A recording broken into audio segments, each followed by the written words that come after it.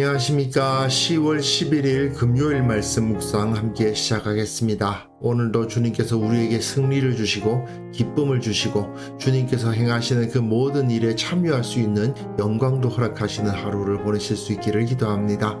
오늘 본문은 출애굽기 14장 21절에서부터 31절까지 말씀이고요. 홍해 이야기의 마지막 부분인데 그 초점이 무엇인지를 확인해보고 이것을 우리가 어떻게 이해하고 우리가 어떻게 적용할 것인지를 생각해 보도록 하겠습니다. 그럼 먼저 말씀 보시겠습니다. 모세가 바다 위로 손을 내밀매 여호와께서 큰 동풍이 밤새도록 바닷물을 물러가게 하시니 물이 갈라져 바다가 마른 땅이 된지라. 이스라엘 자손이 바다 가운데를 육지로 걸어가고 물은 그들의 좌우에 벽이 되니 애굽 사람들과 바로의 말들 병거들과 그 마병들이 다 그들의 뒤를 추격하여 바다 가운데로 들어온지라. 새벽에 여호와께서 불과 구름 기둥 가운데서 애굽 군대를 보시고 애굽 군대를 어지럽게 하시며 그들의 병거 바퀴를 벗겨서 달리기가 어렵게 하시니 애굽 사람들이 이르되 이스라엘 앞에서 우리가 도망하자. 여호와가 그들을 위하여 싸워 애굽 사람들을 치는도다.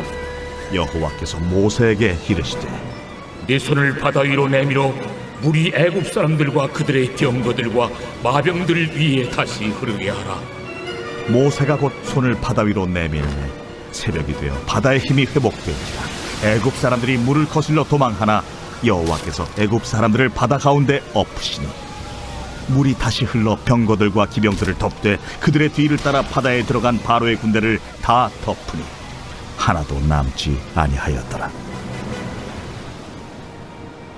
그러나 이스라엘 자손은 바다 가운데를 육지로 행하였고 물이 좌우에 벽이 되었더라. 그날에 여호와께서 이같이 이스라엘을 애굽 사람의 손에서 구원하시며 이스라엘이 바닷가에서 애굽 사람들이 죽어 있는 것을 보았더라. 이스라엘이 여호와께서 애굽 사람들에게 행하신 그 큰 능력을 보았으므로 백성이 여호와를 경외하며 여호와와 그의 종 모세를 믿었더라.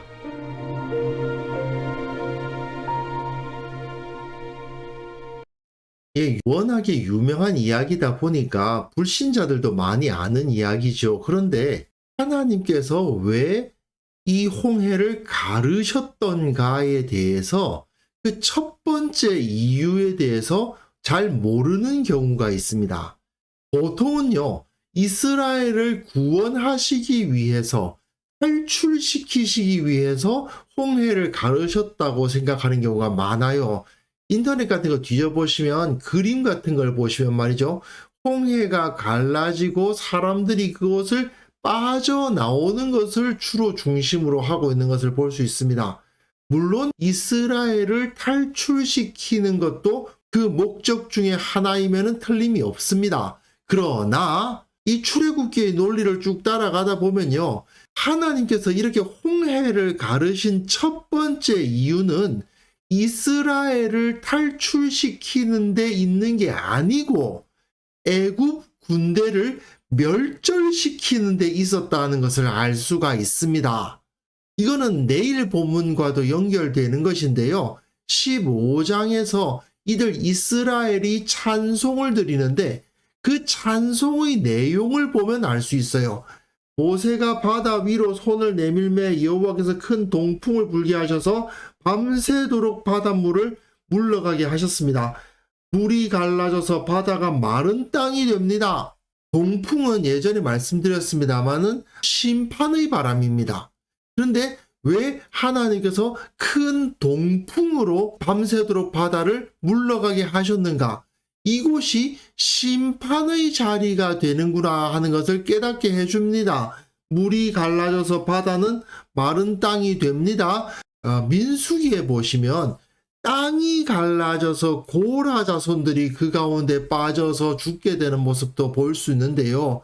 이번에는 물이 갈라지는 거죠. 이 자리가 애굽 군대가 죽을 자리인 겁니다.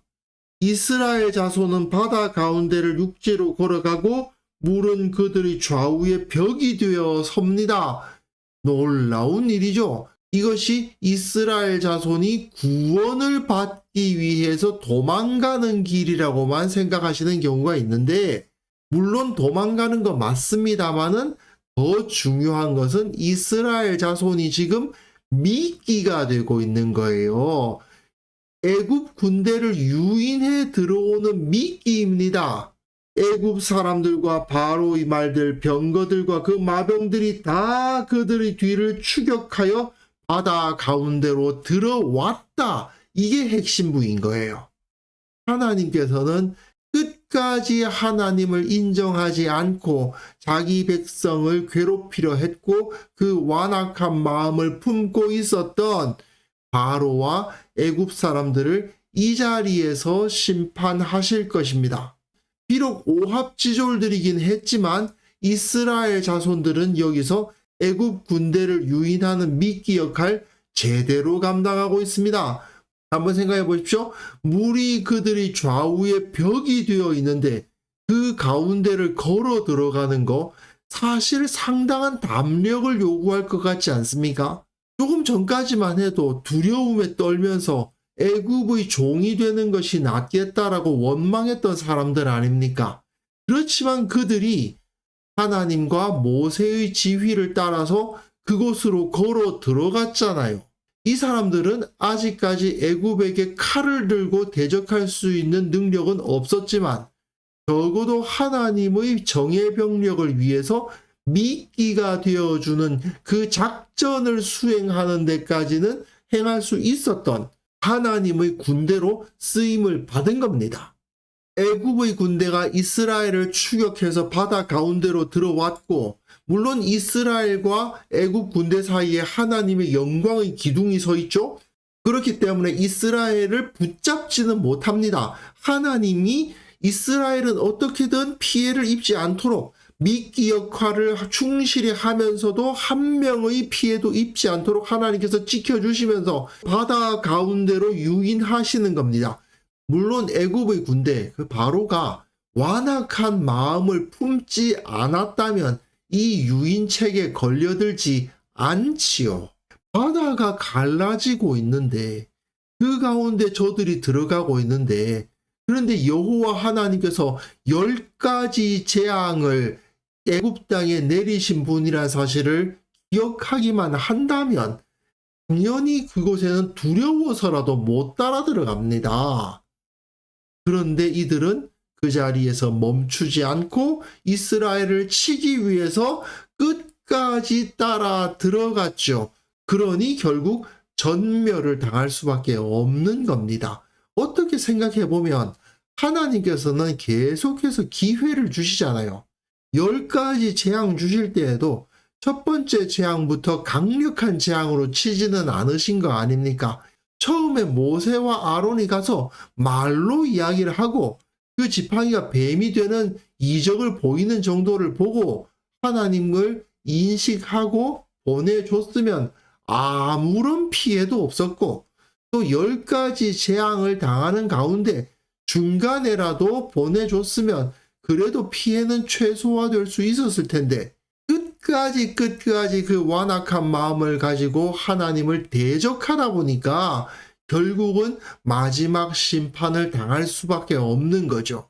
우리가 하나님께서 선하신 분인데 어떻게 이 세상을 심판하신단 말인가? 사랑의 하나님이 어떻게 지옥불에 저 죄인들을 던지신단 말인가? 뭐 이렇게 의심을 품는 분들이 있어요. 그런데 한번 생각을 해보십시오.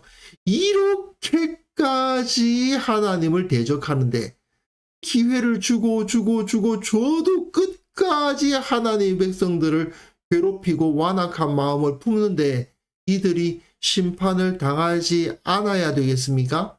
결국 하나님에 의해서 심판을 당할 수밖에 없었던 겁니다. 자, 새벽이 되었습니다.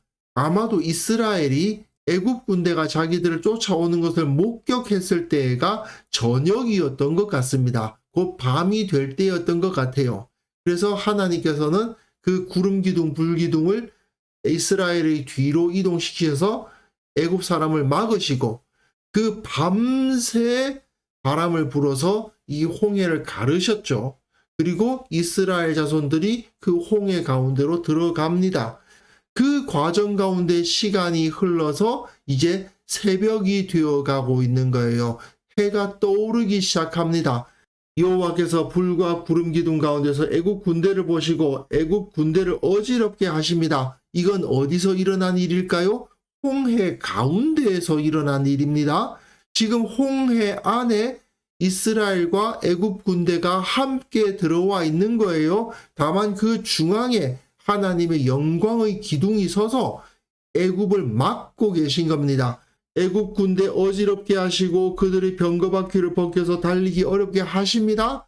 이렇게 하나님께서는 애굽인들이 이스라엘을 털끝만큼도 건드리지 못하게 막으시니까 그제서야 애굽 사람들이 이스라엘 앞에서 우리가 도망하자, 여호와가 그들을 위하여 싸워 애굽 사람을 치는도다.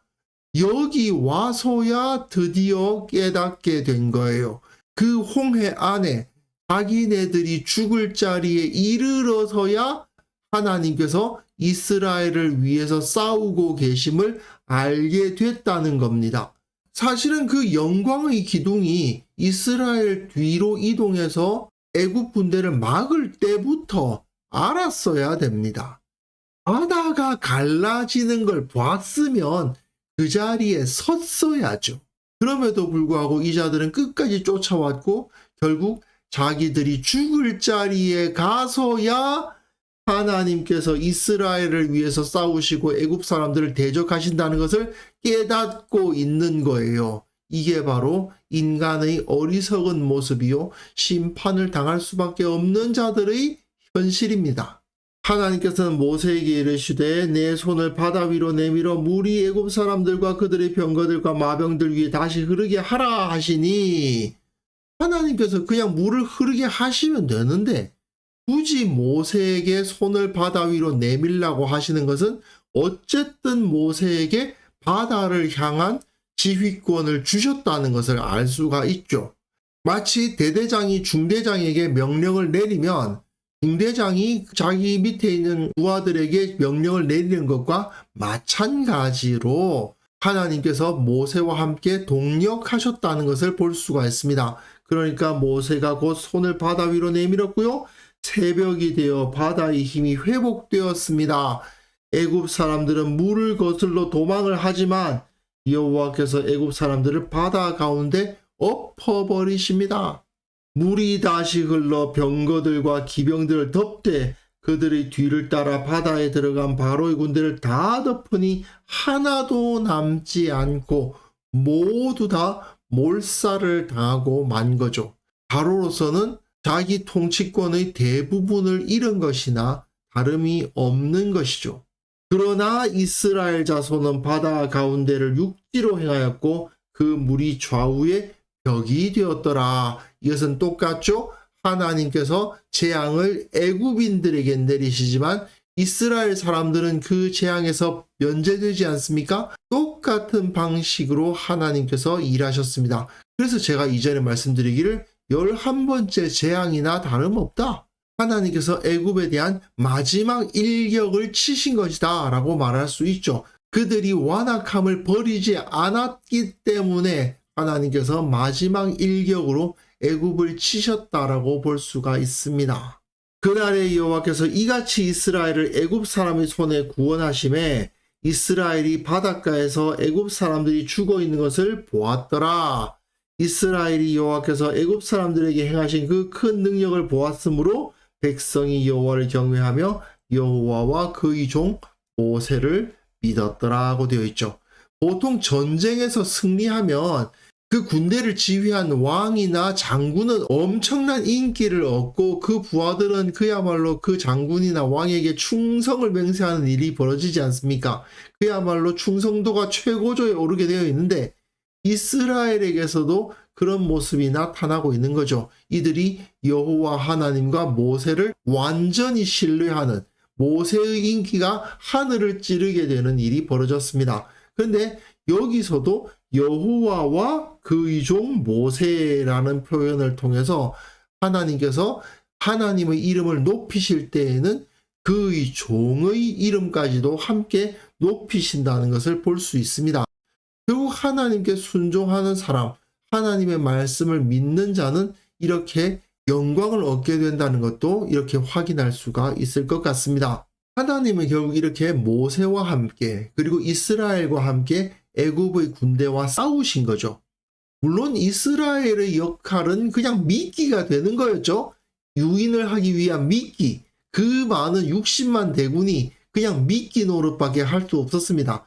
하지만 하나님께서는 이 이스라엘이 오합지졸이지만 그들을 활용할 수 있을 만한 자리에 세우셔서 그들을 활용하셨고, 모세를 세우셔서 바다를 지휘하게 하셨고, 그리고 하나님께서 가장 강력한 정예병력으로서 이스라엘을 지키고 애굽을 멸하시는 그 일을 행하신 거죠. 하나님의 권능을 보았으면서도 불구하고 인정하지 않고 끝까지 반항하고 끝까지 하나님의 백성을 해하려 했던 애굽인들은 결국 하나님의 손에 패망을 당하는 것을 우리는 확인할 수 있습니다. 이것이 바로 하나님의 전쟁입니다. 하나님의 백성들은 하나님의 인도하심에 의해서 도구로 사용이 됩니다. 어떤 경우에는 이렇게 그냥 미끼 노릇 정도 아주 단순한 역할을 할 수도 있고, 어떤 경우에는 매우 중요한 정예병력이 되어서 싸워야 할 때도 있습니다. 하지만 그 모든 것은 다 하나님의 인도하심에 의해서 이루어집니다. 중요한 것은 두려워하지 않고 하나님을 믿고 하나님의 말씀대로 순종하는 것이죠. 그렇게 하면 그 과정이 끝났을 때 하나님의 승리와 영광은 나타나게 되어 있고, 하나님의 명령에 순종한 자들에게는 승리의 기쁨이 주어지고 세상은 그 앞에서 심판을 당할 것입니다. 우리는 이것을 믿음으로 받아들일 줄 알아야 되겠습니다. 우리의 구원은 결국 세상을 하나님께서 심판하실 때에 그 심판의 칼날을 피해서 오히려 하나님의 심판의 칼날로 사용되는 것이 바로 우리의 구원이잖아요. 그것을 기억하면서 하나님께서 나를 지키시고 이 세상을 심판하실 날이 온다는 사실을 꼭 기억했으면 좋겠습니다. 그래서 이 시간 기도하실 때에는요, 주님께서 이 불의한 세상에서 반드시 승리하신다, 이 사실을 믿고 두려워하지 않는 신앙인이 되게 하여 주옵소서. 이 세상의 불의와 부조리를 제거하시는 그 섭리에 내가 그리고 우리 교회가 사용되게 하여 주옵소서. 함께 기도하는 시간 가졌으면 합니다.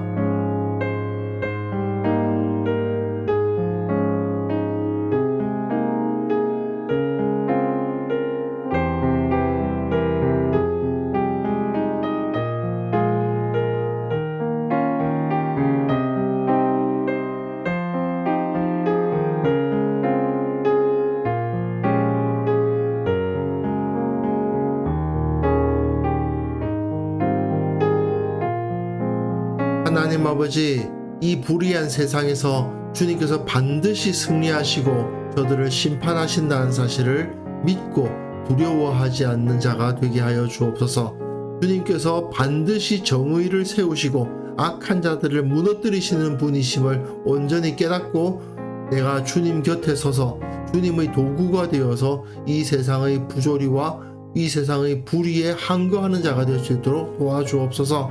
주님, 특별히 교회가 세상 가운데에서 빛을 던지고 무엇이 옳은가를 보여주고 주님의 뜻이 무엇인지를 드러내는 공동체가 되어야만 되겠사오니 우리 교회가 그 역할을 감당할 수 있도록 도와주시고, 또한 한국 교회로 하여금 성령으로 충만하여 세상의 빛이 되고 세상을 이기시는 하나님의 도구가 되는 영광을 허락하여 주옵소서. 아버지, 오늘 하루 우리가 살아가는 그 모든 삶 가운데서 이 세상의 부조리, 불의를 만날 수도 있는데 그 앞에서 결코 두려워하지 않도록 도와주시고, 그 앞에서 하나님만을 붙들 수 있도록 도와주시고, 주께서 가장 좋은 결과를 내게 주실 것이라는 믿음으로 대처하게 하여 주옵소서. 내가 하나님을 믿고 하나님께 붙들리면 이 세상을 다스리시는 주님의 영광을 볼 것이라는 믿음으로 오늘 하루 기쁨으로 감사함으로 살아갈 수 있도록 도와주옵소서.